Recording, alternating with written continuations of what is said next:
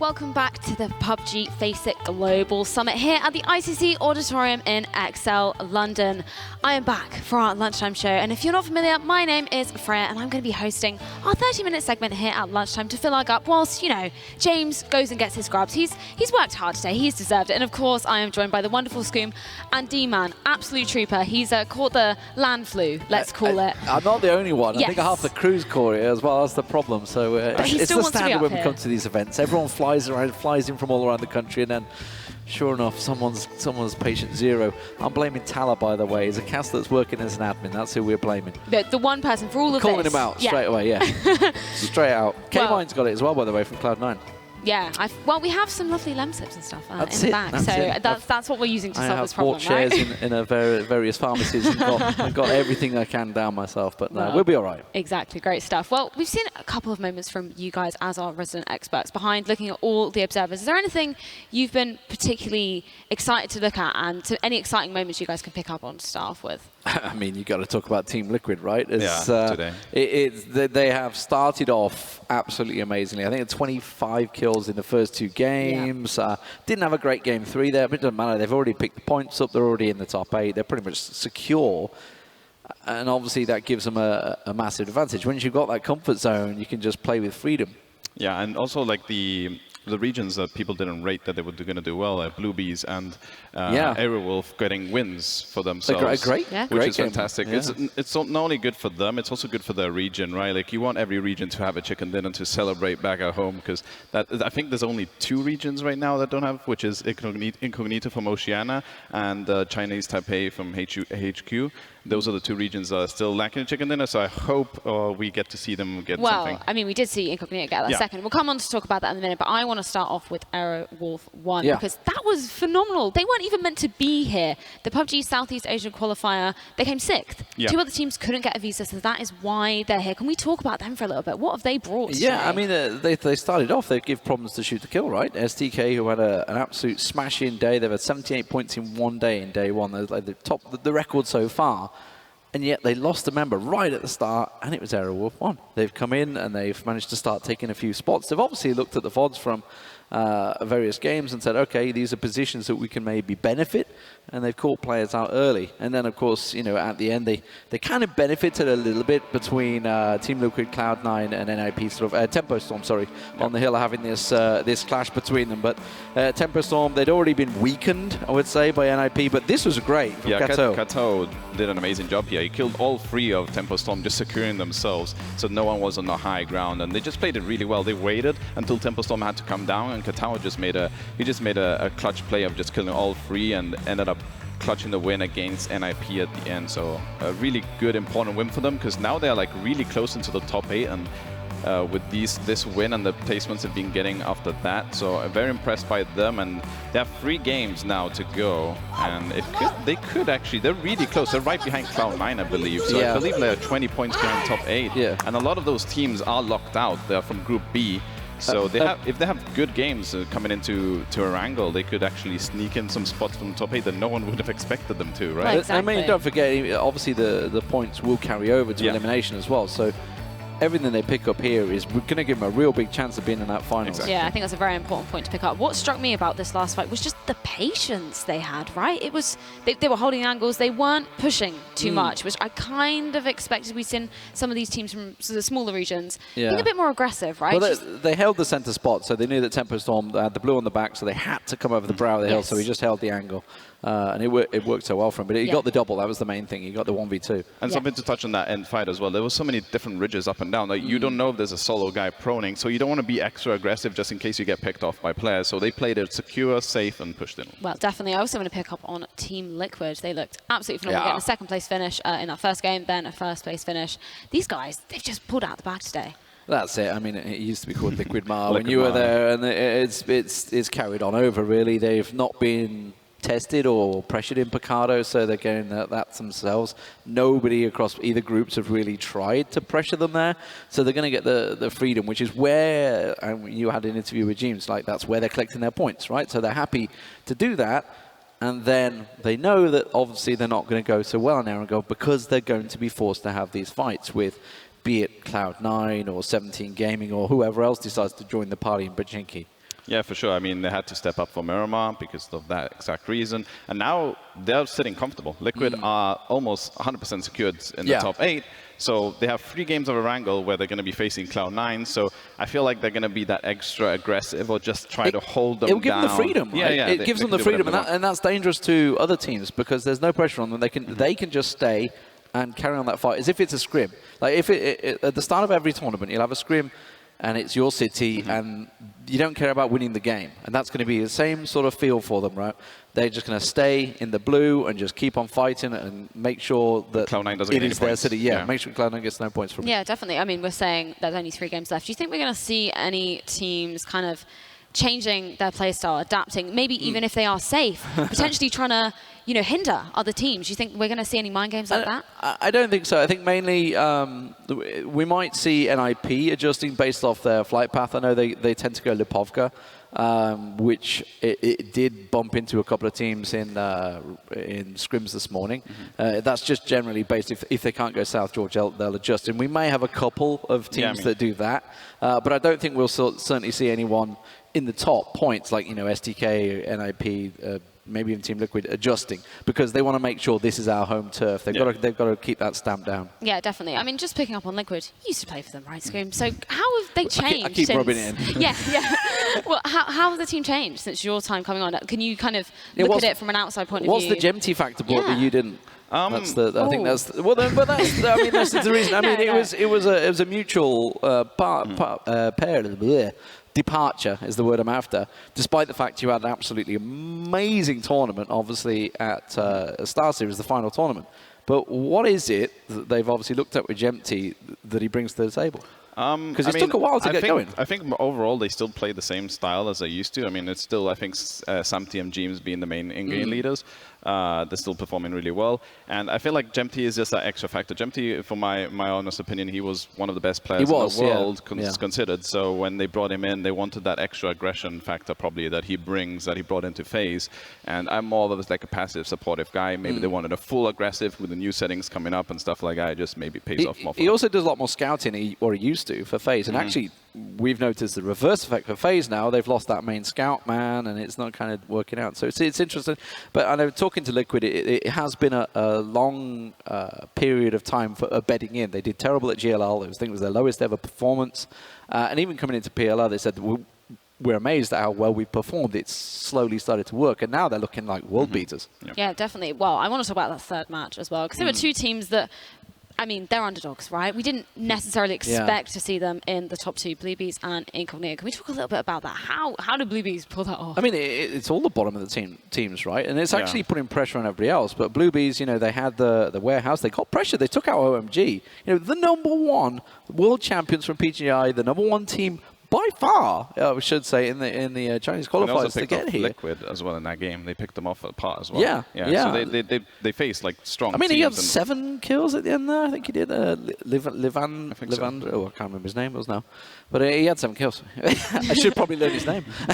Was it Leavali? Yeah, Leavali. That's it. Yeah. No, he looked absolutely phenomenal. And I mean, Incognito as well. Gotta give it to them. I just wanted to pick up on that interview with Frankie that we just saw. They were saying that they were a very aggressive team. They classed themselves in Ocean, and now they've come here, and it's very different. It's a totally different set of teams, right? It reminds me a little bit of how the CIS teams play, right? Like if it's an all CIS region, it's bonkers and it's just crazy, like Wild West type stuff.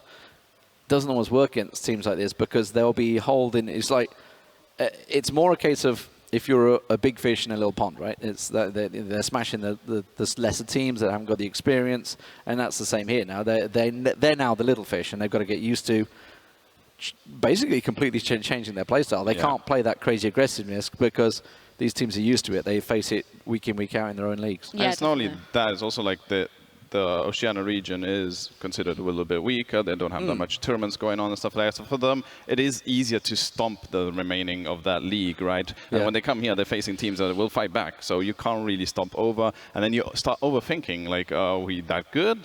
Are we struggling against these teams? This maybe have to think back and just refocus. It's adjusting to land as well. Exactly. They've traveled a long way. It's the same with all of them, right? I mean, they're not the only team we've seen struggling. Like we have the #1 Korean team and the #1 Chinese team in, I think it's 20th and 21st, which is just like, what? Yeah. What is going on here? I mean, can you provide some insight? What is going on there? Well, they've got 3 games to sort it out, and then they're almost certainly in the elimination.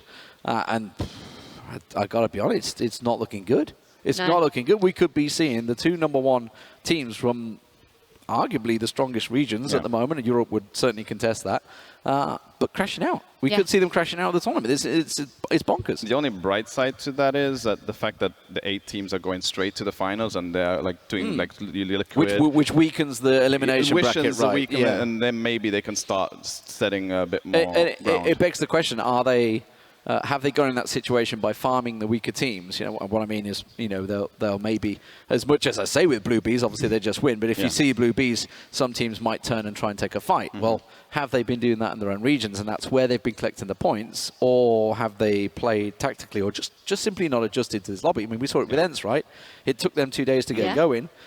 We're in day 2 for the Rangers and OMG, still not going. Yeah, and I mean, it might be possibly too late now. You're saying 3 maps left to go, and all on Erangel as well. And when you have, you know, Blue Bees winning, Airwolf 1 winning, well, these are the guys that they should be beating easily, but they're picking up wins. So suddenly they're ahead of them. It's crazy. It's completely messing the table up in terms of how seeding should be working. Yes, exactly. I mean, is there anybody else that we can see sort of more in the middle of the table who may potentially be heading to the grand final, but may not be if they're not going to perform in these next 3 games? Is there anybody else that we can pick up on there? I mean, Cloud9. It's got to be Cloud9. I mean, they've got to be looking at this, and I think they're 20 points, I would say. Yeah, I think 20 points off 17 Gaming. And 17 Gaming, obviously, they're on 75 points. They're the team that I guess you've got to be looking towards. They're 7th at the moment. Envy, I think, on 64 points. Almost certainly going to drop out because of Tempo on 1 point behind. Yeah. But 17 Gaming, 75 points, that's a big... I mean, 20 points. We're talking like 40 points is a good day. It's like an average, decent day. So they're looking at 20 points in 3 games. They've got to be looking towards their strategy. And I know they got like 4 staff here with them. They got videographers and stats guys and coaches. They all need to be having a serious talk now and thinking, is this Pachinki fight worth it? It might be worth just to avoid in it maybe one of the games and just to have a decent game and see how it goes before fighting 3 times against Liquid and Pachinki. Oh, certainly, yeah. I mean, that's another thing I want to touch on, the drop zones that we're going to be seeing. We said about it yesterday. We said about, are we going to see loads of teams congregating in a certain area? Do you think we're going to see the same? Because there is so much pressure on these last 3 games. Do you think people are going to be thinking, right, we want to go and fight, or we don't? We want to be playing for those placement points. We saw VSG adjusting, right? They got slapped out of South George pretty fiercely by NIP. It wasn't even a close run thing. So they've adjusted. I mean, OG and Entus also adjusted. Yeah, and that's another team that has to adjust because they're in a poor position right now. Obviously, they've had a better day today, so they've started to climb the table, but they've still got a lot of work to do to get up there. But I think again, it can be playing path dependent. Sometimes really. doing too much adjustments is hurting them. Like OG and Entus, they dropped Pachinki and Rangers have dropped 3 different places in Miramar. They're trying. They're trying to adjust it, but the problem is, you know, if it's out of your known loot path, you're suddenly changing things. And sure, I mean, these guys played countless thousands of hours. But the fact is, if they've been training and playing that one same sort of route, and it's changing everything for them in an international scene, it's jarring. Yeah, certainly. And I mean, you have to be adaptive in this game, particularly of this game of all esports. You've got to be learn to adapt on the fly. I just want to speak to you, Scream, as a player yourself. If you were coming into this, you were in Group A, you maybe hadn't performed on day 1, then you had that day off on day 2. What would you be doing? What would your approach be? Just mainly go over your own games first and just talk to your team how it went, what you're looting, and seeing the teams that you're going to be facing on the 3rd and final day against Group C, and seeing if your loot spots it's safe or not, and what paths you can possibly take and stuff like that. And just focus on your own energy and your own mindset going into it is the main focus, in my opinion. Yeah, definitely. I mean, there is a lot of pressure on these teams, but it isn't all over for them. They will still be coming back tomorrow, even if they are in the bottom 16. But before we head into our 4th, and our 3 final games on Erangel, we're going to head to a quick video with Ansvar, one of our observers, to take you behind the scenes in our production gallery. My name is Emil, also known as Ansvar. I work as the in-game director or head observer during the FACEIT Global Summit. So it's 2 versus 4. Good. Going for number 4 in 3, 2. RC are pushing. I can take Rogi and Rusty Zera. I'm pretty much the one that decides what goes out, when does it go out, how does it go out. And then on top of that, I have 6 observers, as well as a map stream. We have one guy that is a designated overview. He's supposed to give us the cinematic shots, while the rest of them are kind of fluid. They're there basically to catch as much of the action and spread out as good as possible. So if we don't catch it live, we want it as a replay. And C as well, it's gonna go up there. AG is driving closer. Yeah, I'm on one. Yeah, going on 1. Wow. Yeah, call that as a highlight. Yeah. I didn't get it. Highlight on 1. The hardest part with observing would be the decision making on what to show, when to show it, and also you have the fact that people need to be there before it happens. You have to kind of predict what ridge will they pass, what house will they be shot from. Yeah, can we get that intersection, somebody? Up by... I'm on Vard right now. I got it. I'm on Vard. Wow. He might stop. Go He's for stopping. Number 1. Action on me. Go for number 5. When there's several teams that you kind of want to keep an eye on, it's always depending on where do you have the observers. If we're on a less important fight from the beginning, we will sometimes decide to showcase that just because we don't want to jump into the middle of something without give them an explanation. Where are we? Where are they fighting? How are they fighting? If you just go in without knowing how the area looks, you're kind of lost as a viewer. Before the games, I usually talk a little bit to the casters. I tell them, oh, we'll focus on these 4 teams or these 5 teams in the beginning, give you an overview so you can present them, and then it's kind of give and take. Sometimes I will give them what to talk about, and sometimes I'll respect that they're talking about something and then give them the footage of it. So it's a very important collaboration that has to work, because if it doesn't, you'll have a flawed stream and the viewer won't really, you know, if the caster and the footage you're watching doesn't add up 90% of the time, it's not worth watching, in my opinion. This event gave us a really, really good start, so we didn't really feel like we had any issues when we came into the first game of the day, and I feel that it showed when you looked at the broadcast, because sure, I have input on what we can do better, but as a first day, I'm just super happy, and I couldn't be more happy to work for FACEIT out of all TOs. Yeah, I'm on you. Yeah, got it, number 5. Good start, lad. Good first game, good first game. Would you rather stay? I watch you be and slowly walk away. I would rather leave. I'll take your heart and wipe it off your sleeve.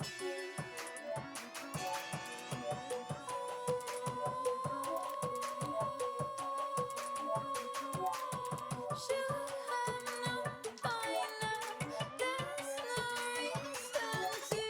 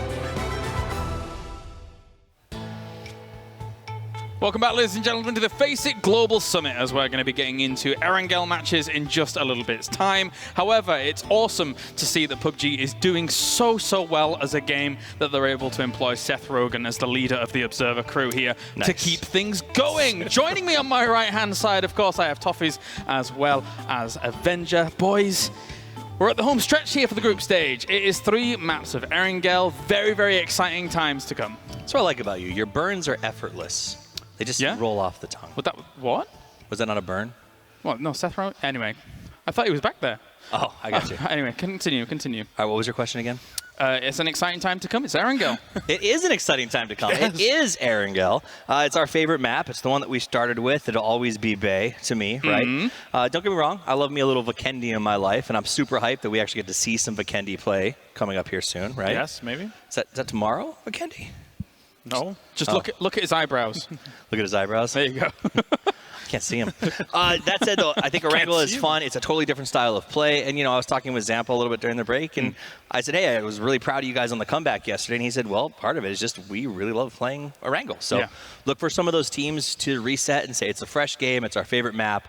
Let's go out and get some points. So what you're saying is that we're going to see a Tempo Storm comeback on Erangel. I think we're going to be doing amazingly. We'll see a Tempo Storm win in one of these 3 games, 100%. Okay. Let's be honest, though. When it comes to Erangel, and we already kind of highlighted it at the beginning of the day, one of the big talking points that we do have has always been Pachinki, and it will continue to be Pachinki, especially since Team Liquid right now doesn't really need the points to advance, but Cloud9 really needs the points to advance. So how does that dynamic now play into Erangel, considering there could be a bit of heat there?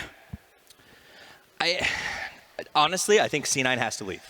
I mean, at the end of the day, it's not worth the risk. They potentially still could put up some better numbers or prep themselves for a better spot going forward. And it's just one of those things that, and I think Liquid knew that if they had a big day at the start of Miramar, then essentially Pachinki's theirs. And even if they both choose to still go there, Liquid can do a lot more this time around. They can play very aggressively, they can stay late, they can set traps, and they can really mess with C9. So I think C9 has the onus of finding somewhere else and just dealing with the problem. I'm curious to see if Cloud9 is going to move, because I would do that. I would I would recommend that in that position. Sure. I think they don't need that many points, but still, why risk a game? Maybe 2, like going. If you lose 2 guys in a Pachinki fight, and then you have to kind of limp out of Pachinki, try to get into the circle, you're going to get late into the circle, first of all. You're not going to get like a center position and kind of the benefits of moving freely inside the circle when the next circle pops.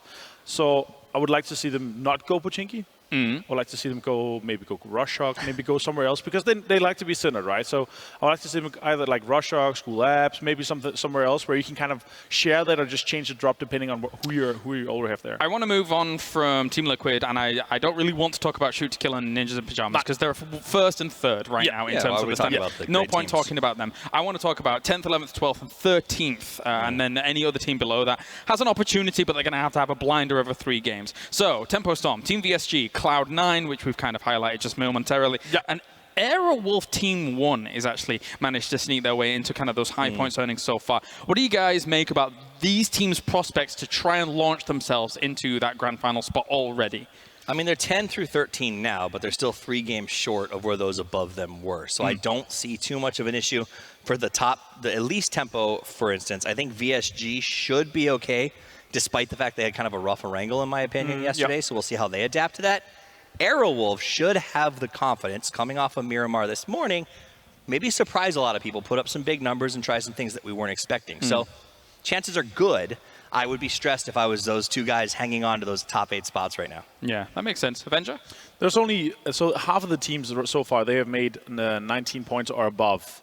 And that's kind of where, if you want to take 2 of the top 8 teams out of that spot that are not playing, they need to make about 15, maybe 20 points. So the teams that are currently, they're 20 points or more behind, that are like where we're talking, it's most likely that they're going to do something. So I don't think we're going to see more than 1, maybe 2 teams jump into that top 8, honestly, unless they have a massive game. We need to see Winstrike like have a great game where they get, a lot of kills, or they need to do their usual stuff where they get like top 5 and like 3, 4, 5, 6 kills every game, like all 3 games to pull that off. Because they're currently sitting around in the 45 points mark, and it's 75 points to the 7th place, because there's like 100% chance that Envy is going to be taking over. They have 64 currently, and we're looking at Tempo Storm with they need to have 2 more points to kind of beat them up. But Temperstorm is going to continue. They're going to they're going to jump that as well. So I'm curious to see like what's the next team that's going to jump in there. Yeah. So I think you got 17 in Armory. They're both in the 70s right now. Yep. They're close to getting over pushed by Tempo or VSG, kind of dragging up the line. Yeah. The next break point though is 89, right? Because Liquid's going to keep accruing points, so 89 is sort of the next fall off. That's a much bigger order in 3 games. That's an additional 12 points. I don't know if math can bite me. Many points. Many more points. So getting that many more points over 3 games is a lot harder. So I think that the first team out here watching today that doesn't have any more games to play that can maybe start to take a little bit of a breath is 4 Angry Men. And I think, but they will be on the edge of their seats if VSG, Cloud9, or Aerowolf get a win in the first game. But that'd be huge points for all of those teams to try and accrue during all exactly. of That has to be to push them 5 out. teams. Yeah, I don't see that happening. I would say for now, Liquid 4AM is there. Armory Gaming maybe, but then again, they also have 1 more point or 2 more points than 17. Yeah. So I feel like having 4 teams jump ahead, like take over these 3 bottom teams, I doubt that. I've been doing a good job of holding this in like almost all morning, but I'm gonna present it now. My boys, VSG, when it comes to their opportunity here, they actually didn't do that. In terms of placement, it's not great on Miramar, but they were getting a lot of kills whilst it was going on. So they're still very much in the running here to try and push themselves up into that grand final spot. And I definitely think they're capable of doing it. I think here, especially in Erangel, we're going to see them continue that.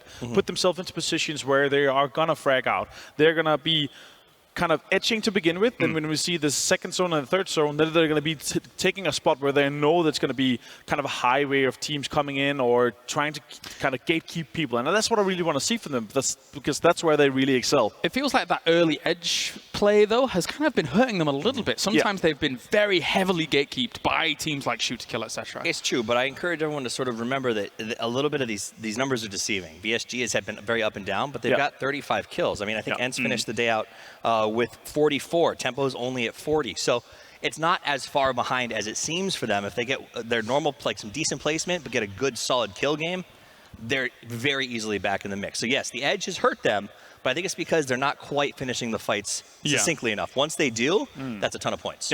Yeah, definitely. All right, well, thank you very much, guys, as we are almost ready to kind of get into the motions of our next game here in a few moments' time, of course. Aerowolf Team 1, though, is one that really has stood out to me as kind of the big surprise for today, because they've put on so many points on the board. So it's a very exciting time for them to potentially even avoid eliminations if they have a blinder of 3 games here.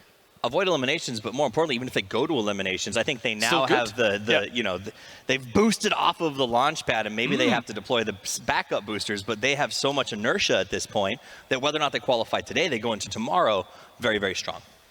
I definitely want to see OMG and Crystal Luster step up today, because if they don't do that, they're going to be looking at having a day tomorrow where they're just looking at being in the bottom half already, and the top half, they're going to be having so many points that it's going to be rough for them to kind of jump out.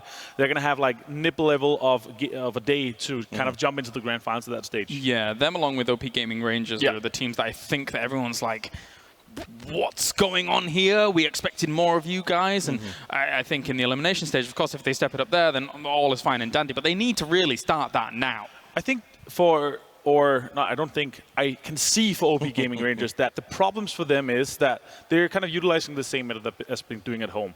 First of all, for them to succeed here, they need to stick together. Yeah. They need to make sure they're playing as 2 and 2, very close to each other, or when they get into the kind of foot rotation game, they need to stick together as a fall. Make sure once they engage people, they don't lose a player early, because if they just engage twice, they're going to go down to two players, and that's not going to be enough for them to kind of succeed in the end game, because they're very strong when there are 4 guys alive in the end. Well, I'm getting word that we're going to have to head on down now as we're ready to go down to this stage. It's Frankie. He's ready, one of our lovely Cloud9 members. I am. It was hard to choose which one. They're all so lovely, but I decided to pick Nerf because him and James last night wasn't quite so lovely, was it? I thought that was kind of fun. It was fun, but there was bants. Is there any love lost now? No, I still love James. He loves me. You know, it's mutual. But are you going to love each other on Pachinki? Of course not. So you're not going to Pachinki anymore. I want the scoop. Oh no, we're going Pachinki. But Liquid. We can't love each other if we're going to fight each other. But Liquid, they have nothing to lose. They're pretty much in the top 8 already. You guys need some points. Yeah, so we're going to kill Liquid and get some points. You're going to kill Liquid. It's going to be that easy, is it? It depends. What do you guys think? Easy money. Easy money, Lobez says. K-Mind, what you thinking? We'll see. We'll see. Profi, the cheerleader of the bunch. Please don't kill me. I don't think you really have got a hope in hell if Sam T comes up to you, but we'll see. You know what? I'm in the Cloud9 pod right now. I'm EU, and yet I'm feeling a little bit American. I'm feeling that NA spirit. Feel the energy? I'm feeling the energy. Have you got a battle cry? It's ayaya. No, you gotta do it with energy. Ayaya! Ayaya, Cloud9. Good luck on Pachinki because we are ready to get into game. But before we get into game, all of our players are using Hyperx's fantastic Predator DDR4 RAM. It is high performance that all of these players need. And we've got to head over right now to another pair of fantastic performers. It is, of course, Pansy and The Sims. Dear Lord, what did we just hear? I have no idea. Get her away from the North Americans. She can't be allowed to be around them. Bad influence. Absolutely. So, God, shocking. there's some weird, shocking weird and behavior. wonderful words, and not. I think probably noise is the better thing to say, right? Yeah, I don't think that was words at that point, No. but she did start off Twitch chat at least, so that's something. It's a battle cry. It's the Is North it? American battle cry. Is it? Yeah. Well, they Right. need it because Liquid apparently is they've got a fair amount of points coming into this one. See, now, I do like the way Frankie literally was like, so you do realise you're doing something that could really mess you up here. Like, there's genuinely a downside to your theory. And we were talking about this before as well. We were kind of sitting there like, all right. The issue in my head is normally teams have a secondary drop. Now, it's not necessarily just because of people challenging. As you said, it's because of plane routes. For me, I'm surprised Cloud9 do not have a backup. The issue that you run into in the bigger picture is the fact that usually when we play in these events for the leagues, no one else is challenging one another. So you don't really need that backup drop as such. Okay, you will get teams like, for instance, NIP. If the plane's not with them at Georgia Paul, they'll dive on into Lipovka. Yeah. Yes, plane dependent is a good thing. But when you're looking towards Pachinki, it's literally in the middle of the island. So 9 times out of 10, unless it's a complete wild and wonderful plane But path. then so many others are also going to be in the same boat as you. Exactly, and you'll have to get the vehicles, you work your way there anywhere, and more importantly, not just that, it's the easiest place to get to in terms of circles. But for me, there are situations that can occur that can put a team in this position. As much as you can play in your region and get prepared for only playing those same teams over and over and over, when you get thrown into another Battle Royale, the game that we love in an environment that we especially love when it becomes global, I've got a feeling that these teams will need backups soon. They need to have more than one available drop. They have to have good loot routes elsewhere, especially for things like Pachinki. If you're a team who plays something a little bit more split up, a little bit more varied, okay, keep that as yours. But if it's such a contested area, you've got some balls on you to not back away. Yeah, I mean, Steve alluded to it on the desk. The bigger picture that we look down the timeline is the fact that everyone's eyes on the prize when it's for PGI, right? And you want to set a stance across the world and say, look, Pachinki's ours.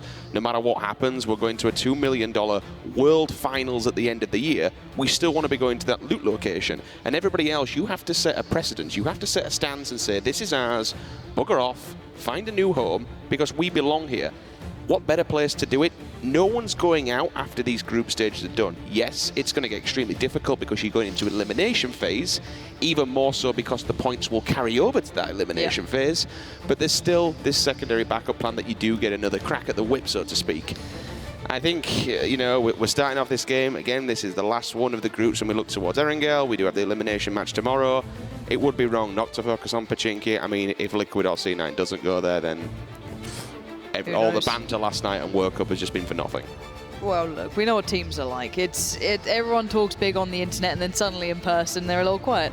Again, Frankie's been trying to poke the bear a little bit, see if anyone's willing to take the bait. But eventually, Cloud9 are going to have to accept the fact that you can't keep dancing with the devil and wonder why you're still in hell if they do lose out in Pachinki. But for now, we're going to find out if that's the case. We do see Cloud9 there. We're looking across the board, see if everyone is going for a similar location. Keep in mind, Liquid can just turn the screws on them if they want to. We focus quite a lot on this Liquid and C9 fight, and that's fair play, but there is another fight that is a big contention. That's towards Windstrike and Tempo Storm. This is a couple of West Coast teams that like to move along that coastline between Gatka areas and so on and so forth. I heard Zampa in the lobby the other day just throwing a bit of banter saying, do you remember what happened last time you boys decided to loot round here? And I remember years ago, Tempo have been on that road since day one. If there are any other teams lingering in the distance, they would pop every single tyre on every single vehicle, so no other team could basically do anything. That circle. Ooh, okay. That's a lot of water, unfortunately.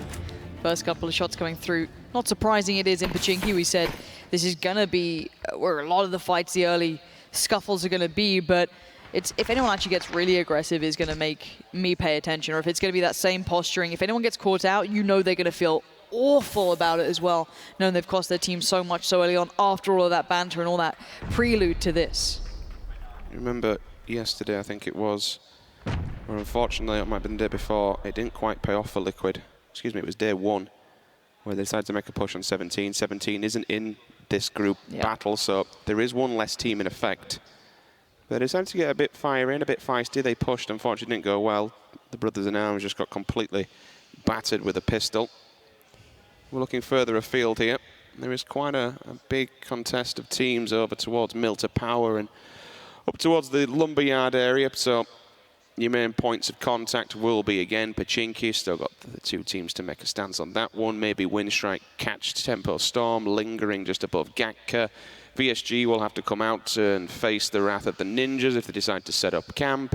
STK, a team that have surprised me at this tournament. We knew that they were definitely, I mean, any team that comes to this tournament is a bunch of fantastic players. You wouldn't be here otherwise, right? You've already made like a bit of an impression, but to be up there on the top of the tables with 98 points, that's really setting a precedence and showing everyone else that, you know, they're not here to play around. Right now, there's still no fights going on across the board just yet. We can see the map. I can assure you that. We're just checking in on the teams as soon as people start finding engagements always through, and it looks like they did just spot out K-Mind, so we'll switch back to Pachinki, take on the nade. And K-Mind, are you ready for this? Goes for the upper floor there for the nade. Obviously, K-Mind down below. We get all the information. They sadly do not. But let's keep those lines of combat in mind here. There was a little bit more of aggression coming out from one of the Team Liquid players. K-Mind happy to meet that as well. So both of them doing the dance here. It's not going to be easy. Considering such good players, they probably watch the other demos, try to work out, you know, the loot routes, going to be watching back on those VODs, going over them meticulously, trying to work out, okay, well, if they play like this is their rotation, this is their anchor, this is their positioning. But for now, we do see a couple of teams trying to maybe get those early positions. There's not too many compounds, but there's some real prime location. It looks like some of these teams are eyeing up very early on. I suppose it also kind of depends where this circle falls. You know, it could still stay in water for the first three, and then you'll get a weird and wonderful swing towards the coastline. Teams will be prepared for that. Lippo, completely just, no one's doing anything at the moment. That place is empty, so if someone wants to drive by, then it's going to be easy pickings for them to pick up some free gear on the way by. So let's look at the positioning right now in Pachinki as well, because Nerf did just find Gemty. That's the big first strike. Instant death. There is no remorse, no mercy. This is going to be very, very quick pace. I don't see a potential trade just yet coming back in between the two. That was one player on their own, a little bit isolated from the rest of the pack for the teams in Pachinki. Let's see where they are. So we've got Nerf down in that kind of little deflate that runs through. Jeems is on the kind of back foot here, but someone else is getting a bit of attention. You can see the Cloud9 are being aggressive. They are pushing Team Liquid kind of into a more condensed area. Good nade, Profi. Receives a bit of a tag, but he's still in cover. Team Liquid aren't being as proactive as I expected, but Samty with a bit more of a forward position here, as Nerf is also making a move up as well towards Jeems. Both fronts having aggression on both sides. Nerf is just underneath. So again, Jeems is safe for now, and as is Nerf. Probably going to get a heal on, play safe. And we can look at across field at the other part of the action. We said teams were looking for areas early on, Rich, and apparently Prison is certainly one of them. A bit of looting certainly happened earlier, but we were talking about Aerowolf being a bit of a surprise. We were liking what they were doing, but right now, they're down to just 2 players. I mean, if Crystal Luster can remove them from this position, not only is it 4 points in a placement, it's a very, very big spot to take a hold of. All right, you are banking on the circle coming inland towards you, but up on those rocks area, for the simple fact that the whole prison itself acts as a barrier and kind of stops you getting shot from behind because no one's going to be up there. But it just gives you so much cover and allows you a lot of maneuverability. There's also options to be able to get completely out of there should someone hard press on you. We've seen it back in the days where FaZe dominated teams from up high.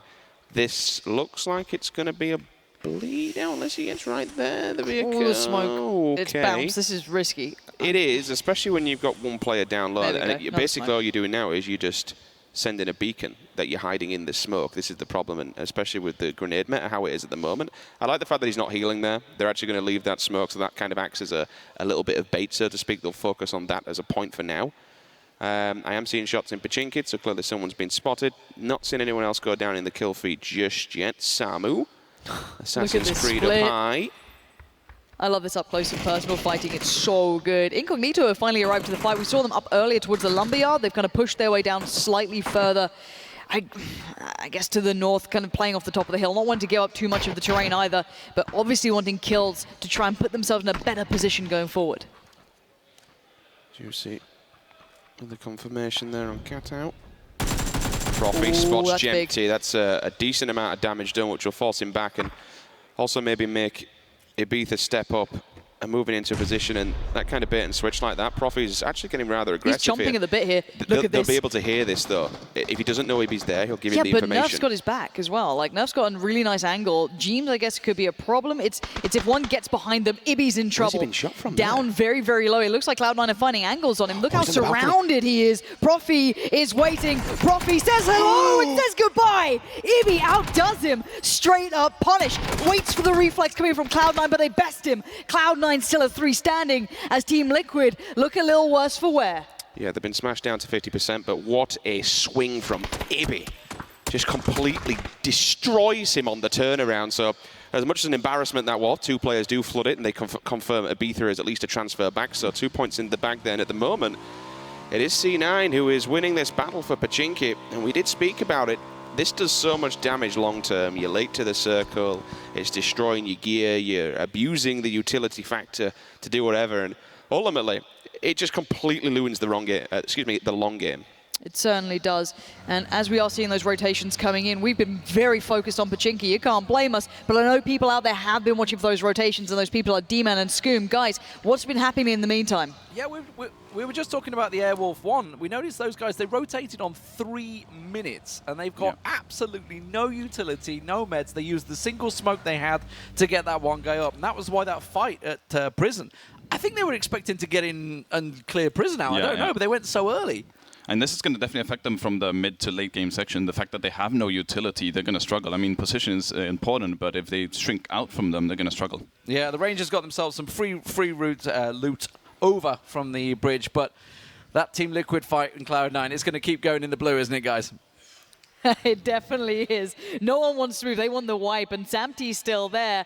The remainders of Liquid are certainly feeling the pressure. And for Cloud9, they want the kills, and they also want to get out of Pachinki because they've got other things to do. Liquid, in theory, don't have much to lose. They're in a very good spot. If anything, they're there just to completely annoy Cloud9, and they're doing more than that. Jeems just not only confirmed on lows, but he knocked the other, and this is just him going now. He wants aggression, and he's getting it. I mean, last night we were giving some serious banter on the timeline. This would be fantastic if he knocked out 3 members of Cloud9, especially in the position they're in. Remember, these are the ones that need the points. Liquid have been having a beautiful day so far, which has given them that momentum and that buffer to be able to do whatever they wanted. I want to stay on board with Nerf right now. I want to see what happens with him. He's the last man alive. Did they go too deep? This is too much. I think, again, they got so focused on the short term, they forgot about the long term. All these rotations are coming in. There's so little available. Everyone's trying to fight for that small bit of room.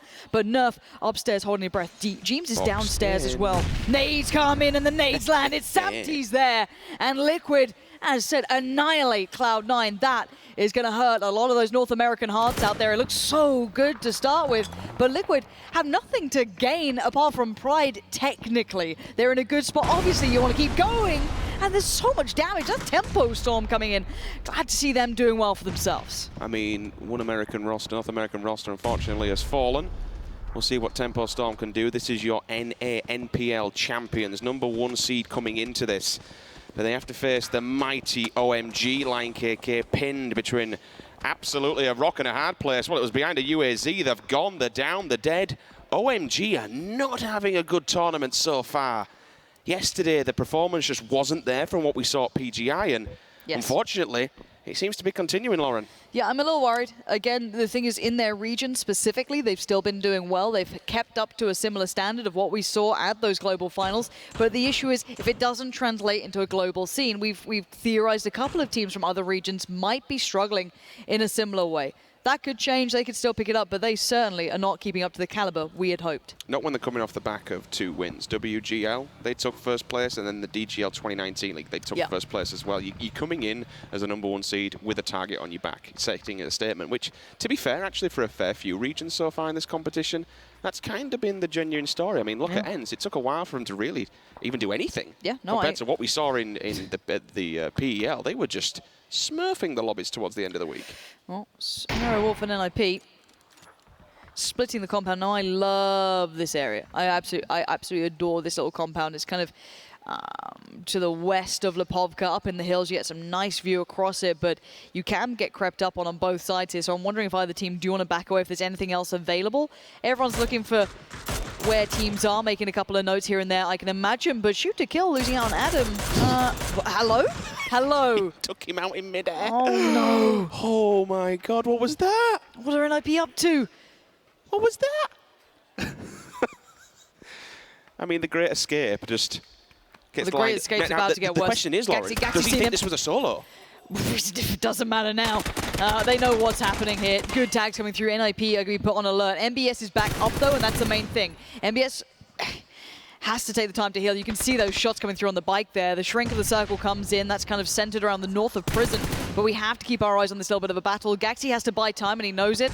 He's going to allow the rest of NIP to get stronger, get the the heal on, get themselves prepared, because it looks like Errolf can't really help Avo right now. He's pretty much done for.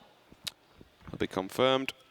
And the second Aerowolf team is also falling down RDK. Luke confirms him. So again, NA, first kill in the bag. Zampa, dink. You just hear the headshot land.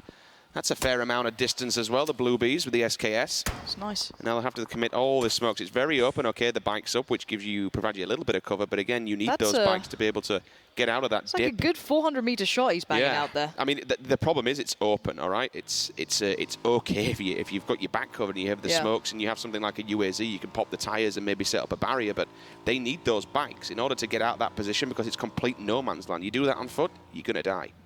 Absolutely. Beyond that, we need to consider the teams as well, because we're talking about the top 8 positions, but also qualifying points really do matter coming into these games here, Richard. And I know you're very much versed in the way this works, but what teams should we be looking at to try and solidify themselves if they don't make it straight through qualify in a good spot? If they have to go through the elimination process, what teams are we looking at here who need to start grinding out that consistency of points? I think it would be absolutely unfair not to mention both Rangers and OMG. It's not been, for the standard that they've set coming out of their region specifically, it's not been what we expected. And I think even the fans at home want to see their teams and want to see their poster boys been up there with the best of them. Yes. For C9, there's definitely a lot of pressure on now for the simple fact that they were 6th in this group. Going out in 16th does not do them any favours. Again, nobody goes home today. Everyone will go down to an elimination or directly to the grand finals. But because the points will carry over, you need every single point humanly possible to carry him into that elimination phase. I think it's a great format. Oh, 70, that's rough. Windstrike had so many players here. They've been holding the line. James is last alive, and I don't know for how long. He's going to be forced into a battle here as well. If you see Samty instantly die, that's probably going to be as to why. And his friend. And there goes Liquid as well. This is the problem when you have 2 Titans, 2 heavyweights who are going to do damage to each other in Pachinki. By the time you come out, if you win that fight, you're in no shape to take on the others. This is, again, what I'm saying about fighting without a backup. If Cloud9 or Team Liquid, if they were in the position to need one, do not have a backup drop, you're going to start seeing me raise an eyebrow going, surely there has to be more in mind for you guys. There has to come a point where you say, this is pure ignorance, right? They're committing so much to it that C9 will probably be going to elimination again if they don't start winning these battles. It's fine for Liquid. They've got points at the top. They're sitting quite happily. 27 kills, plus the 4 that they've picked up today. They've been getting frags too. They're literally over double of Entus and Aerowolf 1 in terms of frags.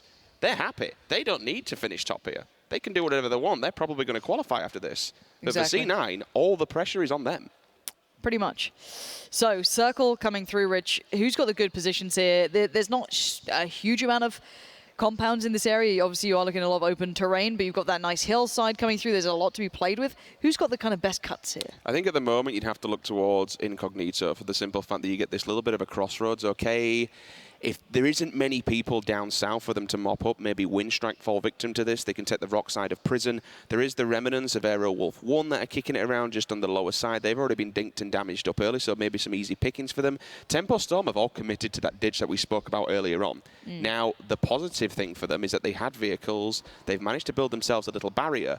The team that can see them and has the angle on them has to move into the circle. This has kind of set them up that they can play border control here, maybe pick up the Bluebees. STK, they might have it a little bit rough because they have to go between AHQ and NIP. Aerowolf 7 and NIP, that'll be a stalemate for a while, not a problem. VSG, however, Starlord, decent fragger. We've seen him doing some incredible work with the bolt actions yesterday. Unfortunately, Tex one himself, he's down, not quite dead yet, but the Blues on the back, and they have to move out of Lippo. Everything coming out of Lippo is uphill. Yeah, it's and there's not much cover. No, you've got a couple of dips by the road. Few rocks here and there. But Starlord's embracing that. But you said it as well. Shoot to kill are going to really struggle getting into position because of the likes of NIP potentially. You've got Aerowolf up there. You've got potentially AHQ as well, gatekeeping from that northern side. This is going to get very, very tricky. It's going to keep these teams on their toes as the Rangers are going to continue to fire from this position. They don't have much to worry about. I really want to see the observers in the back, what Bluebees are going to do, because they're in 2 vehicles, and kind of where else do you go? And same for STK. They have to commit to something. STK might run into AHQ. It's certainly going to be a dungeon gauntlet no matter what you do, and a complete firing range. Adam all tanked up. Smokes are up for Tempo Storm because they know that teams will begin to move. And again, Tempo's inside the circle, but they're in Where a very... can Adam go? Look at all these compounds, Rich. As soon as he gets close, it just fire, fire, fire. You see all those traces. He's found somewhere, maybe, no, maybe not. You got to pick your poison. There's nothing available. Shoot to kill, a little late on coming in, and they've been punished thoroughly. Adam tried to find somewhere for the rest of his team, but the rest of them are creeping further forward. It's going to be around the back of AHQ, but you said it, the Bluebees aren't in much of a better position either. They also have the similar problem. There is a potential that they dug their own grave here. There's a saying of, you poke the bear, you get the claws. They took down Zampa earlier on, and they left him in that position with his teammates. So he's been able to get him back up. They've got themselves back together. They've grouped up as a team of 4 as well. They'll hold him at gunpoint on this edge here. They certainly will. Sharky, fragging power galore, this man. 8 times on that mini, going to do very well here. And I think they've got a very good consideration as to where the Bluebees will be coming from, as AHQ going to get to work as well. It's everyone eyes towards them. As soon as those shots came in, as soon as those smokes came up, you can see everyone's attention being drawn over, and there it goes. We're down to just 1 left for the Bluebees. Everyone who is on the outskirts is really struggling, and SDK are seeing all this go down. They're in no better position. If anything, just a little later. Because AHQ have a compound, they have some sort of a line of sight here, which gives them the elevated area in order to shoot. Halo goes down. Zampa finds him. NA on NA. Oh, random shot from Incognito, though. That's Where was that? Bloody decent bit of distance like there. That's the yeah, that's the little 4-stack compound just off to the right-hand side of Prison. They've got height, so they can actually lay down a good bit of fire, and they're stealing kills too, which is great for them. A couple of points coming in. Circle does not do any favors for Tempo. I don't know what they're going to be looking like. That'll be Zampa's 2nd knock now, so the next time is pretty much dead. You ain't getting up from that one. No. Oh, and 8 times an AWM. Hello. Well, that would be very tasty. Hulk could do with it. Get himself up there and maybe do some damage to the Rangers, because... The Rangers are being a real roadblock for any team coming out of Lipovka. They've been a real nuisance piece. That's the problem. Again, we mentioned it, getting out of Lipovka. It's a nightmare in itself, but when you've got a team holding you back so hard, that AWM could do some damage though, pick it up. Starlord didn't do much with it yesterday. Maybe his teammate can do something now. Grab it, go to work. Maluk goes down, rather unfortunate. He's confirmed as well. They've tried so many options here. Tempo Storm know there are very few areas available, so they've tried to split themselves up. Sharky's out there with, I think, your boy Dre as well. They're going to be suffering a lot of pressure coming in. Sharky is still alive, but for how long? How long can he hold on to this? He's taken down one of the AHQ players, CC. Your boy Dre got knocked. I don't think he's dead, but I don't know how much cover he can get to before the revive could potentially come out. It's not. He's been found, so now the 2 remaining members of Tempo Storm are quite split, and Sharky has so many players in front of him. Enters, they're getting ready for the NIP walkover. They finally come out, the ninjas. Speaking of ninja, hiding behind a rock. There's 1, there's 2. 3rd one lingering in the back lines. The call will come through now, and his teammates should be able to maybe press up and now hold NIP back. They have to be aware, though, the Aerowolves are also coming out. NIP's down just like that, split between 2 teams. As soon as they make a move, they had a great compound.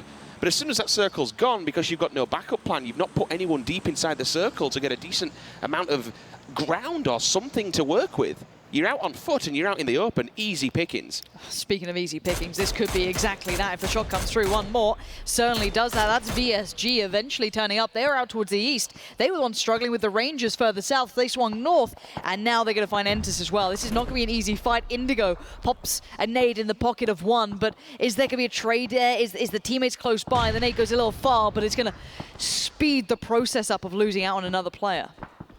That crate was looted, so I'm wondering if VSG have got the AWM in play. It might not matter too much because the Rangers are sniffing them out.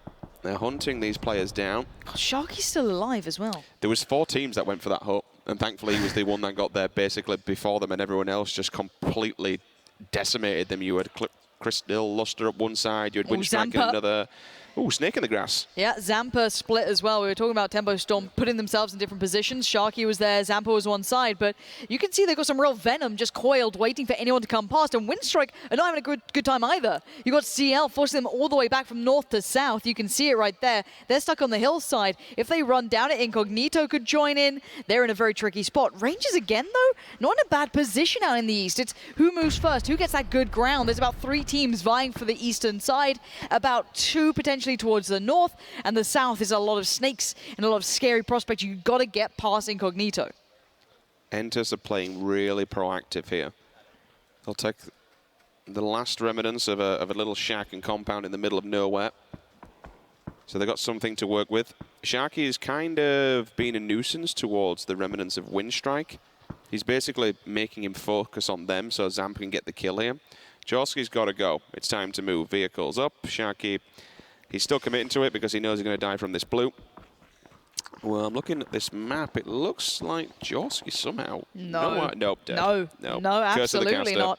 Sharky's trying to make something happen, but oh, you can see this Crystal Luster. This is comfortable shooting, and he does get the kill in the end. That's not just the knock that came through. That was from another team. That was Incognito that knocked him, but the kill came in, and you can see the kills being racked up here. The team in the north, they might get pressured soon to move out of that compound by this circle, but they've racked up so many bodies, and Zampa's still alive. So the thing what this does now, this kind of circle and this kind of game, you've got Rangers in 14th, you've got Incognito down in 10th, you've got Crystal Luster in 13th. So these are all your bottom teams in this group doing work at the moment, picking up a lot of frags, picking up a lot of points for placement. And this does damage to the teams that are trying to claw their way just above the elimination points factor. They're going to keep pushing this. Crystal Luster. They might as well. They need the points. They do, and it looks like they're being assertive because they need to get in the circle anyway, and I guess the team in their way right now is Erangel. Zampa has been caught out, and guess who? It's Crystal Luster. These guys across the board at the moment really coming into their own. We still have Incognito, though, alive with 4 players. We still have the Rangers up with 4 players. Entus have a good few players up too, so do not think it's just them. They've just been in the kill feed a hell of a lot in the right place. The one thing that I will say for Korean teams, I think they're very, very disciplined. You don't see them just randomly wandering off doing these. Okay, now and again you will see the 2-2 splits, for instance, but they do like to stick together as a 4-man stack. It's going to be interesting, especially for Rangers. They are all together on the back lines, but they need to deal with Incognito first. This circle will dictate where we go for the game. Will anybody have a compound left? We'll see as she shifts in now. No. Okay, Incognito, they've got to come out from that compound, but they sent Insight up front and center, so he'll be able to sniff out a little ridge, a dip, a divot, a tree line, whatever, get themselves in this. And to be honest, VSG, Entus, and Crystal Luster, and potentially even Rangers, they're all going northern side here. If Incognito could get lucky, and maybe they just battle one another. It's a very scary gun. It's big, it's green, and it's mean, and it's Hulk holding it, also living up to all of those descriptive words. So the Rangers do have to be a little aware that there's a big, big factor there that could maybe hinder them, but they're being aggressive and they're going all together. They're not going to be slowing down. You can see the shots coming through. Long DD going to prepare himself for what's coming. He's going to hear these shots in the background. The nades come out. Hulk has to be aware. They have to play this smart. The nade did work. That finds one of the Rangers. This slows them down, and now Crossfire comes in from Incognito. The Rangers try to make a play. They'd stopped that Lipovka team, which is VSG from earlier on, and now they're suffering at their hands, but the third party could happen. But it looks like VSG want to get aggressive on this. They're pushing back down towards the south. They're pushing down towards the Rangers. This could be insanity. Well, mean, they've already been split and they realise that another player's been taken out. If they commit to the res as well, you're down to one player to hold the line. Mintiel, unfortunately, will fall. So the Rangers, from having a 4-man stack, are down to 1 man. What can he do? Probably not too much. If Ronan manages to land this shot, that'll be them going out, and unfortunately... It's Incognito to do it too. Not been able to do a great deal there. They had so much time, so much room. Maybe you could say they could have pushed up north, attacked a team from behind, did some damage onto them, picked up some points, but Rich, they're gone. 4 teams remain. We have a lot of 4-man squads too. That's the scary one. You have CL, North, I guess West-ish. They've got some nice ground to work off. ENF, Entus, good ground in the northeast. VSG, not so much so. They have to fight it, but Incognito have the entirety of the south. But the ground they're working with, not ideal. A little light on the cover. You can see them trying to toy with what they have remaining. But still, some very, very scary teams still up in the northern side. Very little keeping them safe. And you can see now Crystal Luster catching a glimpse of Incognito as they have to make their way a little further forward, being forced into the sights of the other teams. Remember, Incognito have not have to do a massive amount of work here so far, so they'll have the utility. They'll be able to build themselves a smoke wall. The circle has gone their way. Hulk knocking on the door. Enche realizes that Entus are just lingering in the distance. VSG could really use these points to send them flying up the table. It's coming in. CL are helping out, and VSG suddenly come in. They're trying to completely combine to take down Entus. Yak's just fallen, and look at CL, aggression. They heard the fight going on. It's go time, but can they spot out the players? They're laying in the grass. They're being cautious, and it looks like they haven't seen them just yet. Crystal Luster have to be careful. They can't overstep. They can't be lackluster in focus. They have to be so cautious everywhere they go, because now suddenly they've been voted on. How are VSG still alive here? But the thing is, by them going down to a different team, it alerts them that there are VSG members still kicking it and lingering around, and not many of them. Incognito decided to get in the middle of the map. This is a good read from them, and they're being preemptive and very proactive. I don't think CL can push VSG comfortably and clear that out without exposing themselves to Incognito. Incognito, as much as they are playing a little from the low ground, are good on the circle. VSG, however, do have to worry about Incognito. They definitely have line of sight, but there's Incognito finding one of the players from CL. This is nice aggression. Long DD looking for a way to alleviate some of that pressure, but there's no easy angles to work with. They're trying to create walls of cover with these smokes.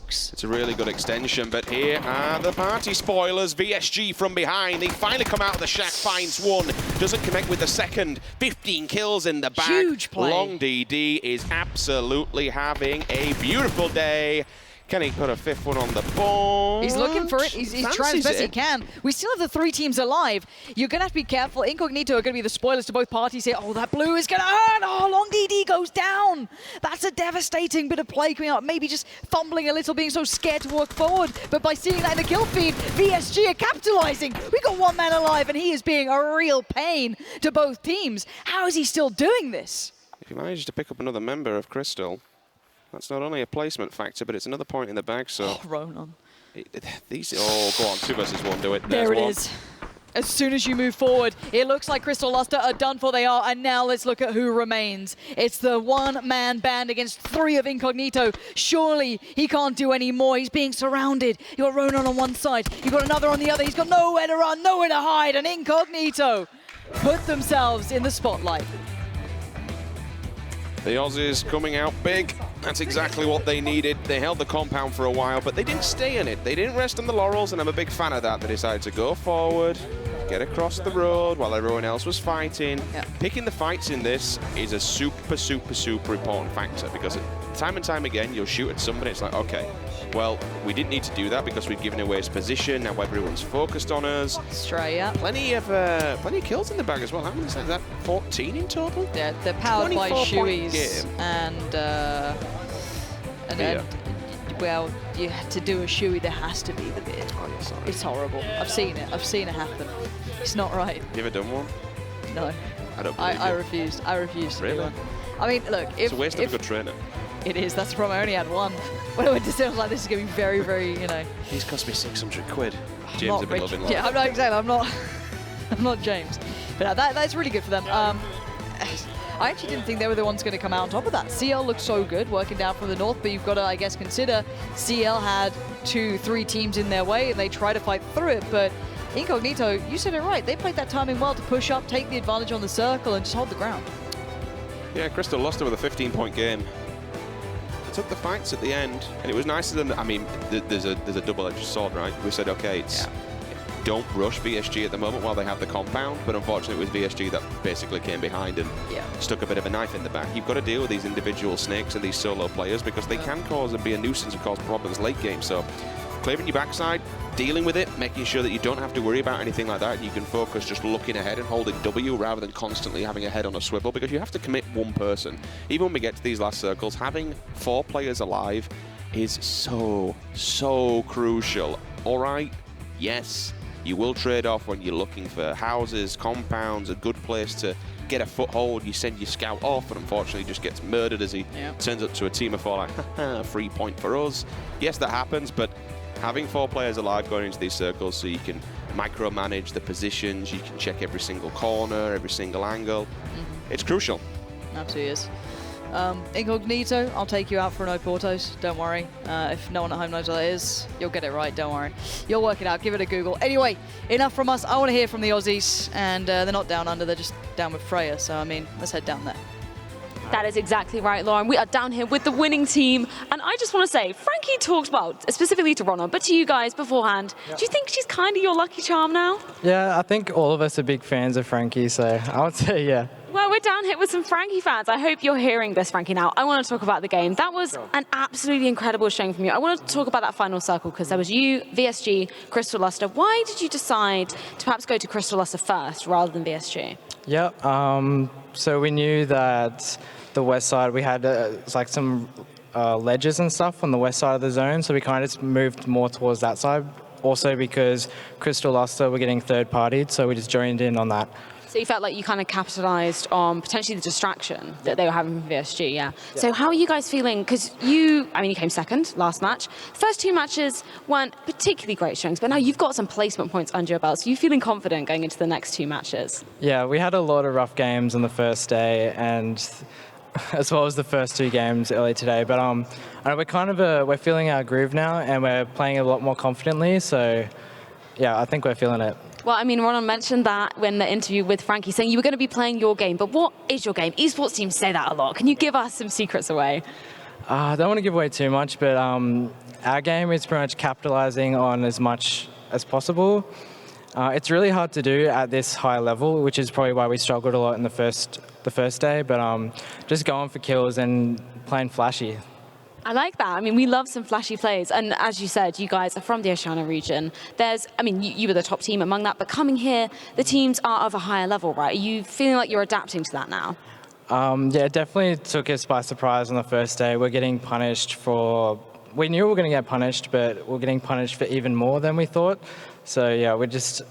we definitely happy. We did a VOD review last night, and we're trying to adapt as best as we can. Well, you really are adapting so well. I can't wait to see what happens in these final 2 matches. Thank you very much, Insight. We're going to head back to the desk.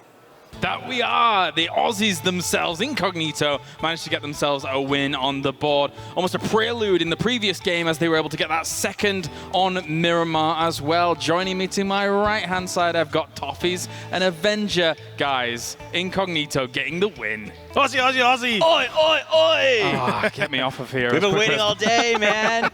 No, listen, they deserve it because the first day they played, they got a whopping. Are you ready for this? Yeah. Prepare yourself. 10 points. Wow. Huge, okay? That game alone, they more than like doubled and a half, okay? So they put up huge numbers that time, 24 points. The last game, they put up another big game. So this is exactly what we talked about. Learning from the first one, preparing yourself for surviving the elimination round. This is exactly how you do it. Incognito is not flying under the radar anymore. No, definitely not. They jumped themselves from 24th spot and up to kind of the mid-pack now. So if they keep this up the next 2 games, they could be looking very good. Maybe even if they have amazing 2 games, maybe even jumping into the top 8. That's right. It was anything but a stealth mission. I got it, Toffees. And we're going to be moving into our highlights here for our previous game. And it all did start, of course, with Cloud9 and Team Liquid crippling each other and making each other fall down very swiftly. I think it's funny. Profi's one ask at the start was, please don't kill me. And he was the first one to go down in the battle of brutality there in Pachinki. It started out crazy, sort of a lot of kills early on in this match, and then it was a bit of a doldrum, if you will, as everyone rotated into a very tough area to sort of advance in. And that's where I think Crystal, Luster, and it came out on top because they both drop in that area. They found the strongest hold, and everyone else just died in transition. I was very surprised not to see kind of any of these teams coming in from the east. And that is it. These highlights, of course, brought to you by NVIDIA.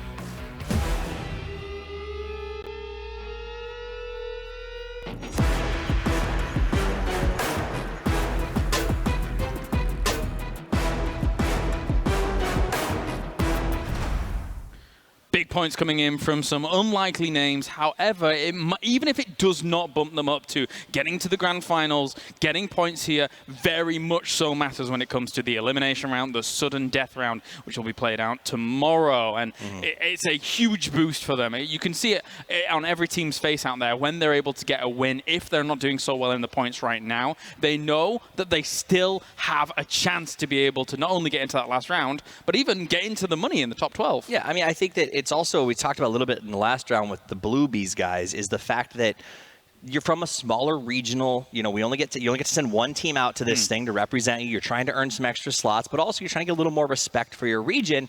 So the win's going to be also very valuable for Incognito in that context. 14 kill win, no less, is a huge boost to everything for them. And I'm just really psyched because I know that these guys came in saying, we really just want to take one. We're going to play super aggressive. Yeah. They finally got a chance to do it. Also, on top of that, they are kind of close to the Southeast Asian region, so they've been screaming a lot for them, and some of the tournaments that have been going on down there is with the Southeastern region.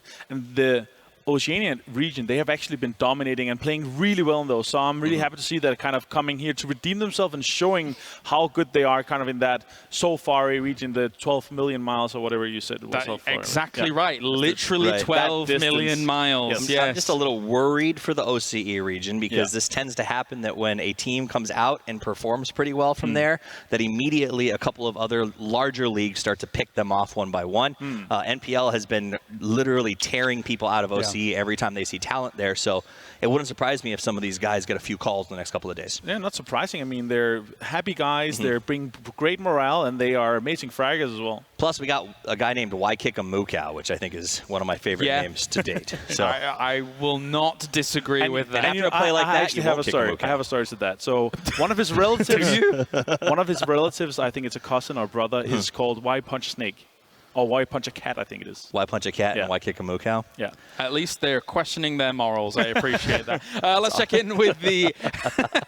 Aussies. Yeah, they're a strange bunch. Let's check in with the moment of the match here, of course, brought to you by HyperX, the X factor of the match, of course. And what are we going to get served up here as MBS? You're on a bike. Is he doing a flip? Is he doing a flip? Do it. Oh, no, I remember he this. Got shot. Yeah, he got shot out. Oh, no. That was unlucky. I'm just going to point out, if he had been backflipping, it would have been harder to hit him. It was such a dramatic death. Everything shut down. That was it from that point on. Poor MBS. Yeah, that's how that goes. So NIP, though, of course, very happily sitting up towards the top in second place, I think, currently. Are they tied in points? They're tied 99 points with shoot to kill.